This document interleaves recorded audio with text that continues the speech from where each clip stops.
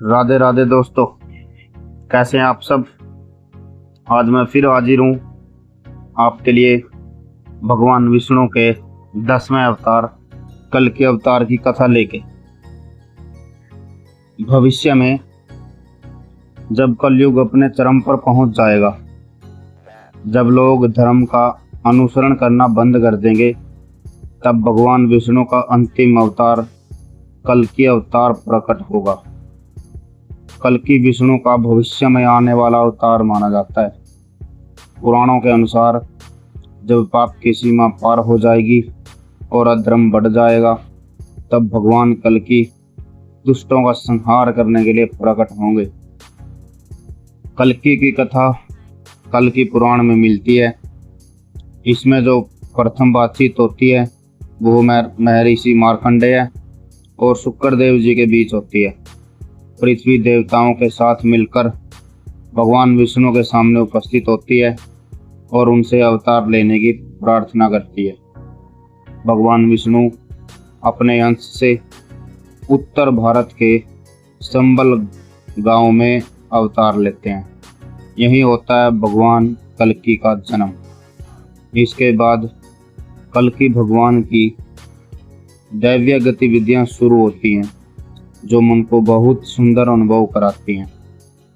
भगवान कल्कि विवाह के उद्देश्य से सिंहल द्वीप जाते हैं।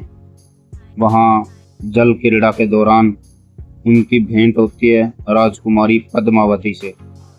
देवी पद्मावती का विवाह केवल भगवान कल्कि से ही होना था, अन्य कोई भी उसका पात्र नहीं था। कुछ प्रयासों के बाद राजकुमारी स्वयं स्त्री रूप में परिणत हो जाती है। अंत में कल्कि और पद्मावती का विवाह संपन्न होता है। विवाह के बाद भगवान कल्कि अपनी पत्नी को लेकर संबल गांव लौटते हैं। विश्वकर्मा द्वारा वहां एक अलौकिक और दिव्य नगरी का निर्माण किया जाता है। हरिद्वार में कल्कि जी मुनियों से मिलते हैं और सूर्यवंश तथा भगवान राम के चरित्र का वर्णन करते हैं। बाद में शशिध्वज नामक राजा से कल्कि का युद्ध होता है। युद्ध के बाद शशिध्वज अपनी प्राण प्रिय पुत्री रमा का विवाह भगवान कल्कि से कर देते हैं। इसके बाद की कथा में आता है नारद जी का आगमन, विष्णु यश का नारद से मोक्ष पर संवाद, रुक्मिणी व्रत का वर्णन और सतयुग की पुण्य स्थापना। शुक्रदेव जी द्वारा इस कथा का गान किया जाता है।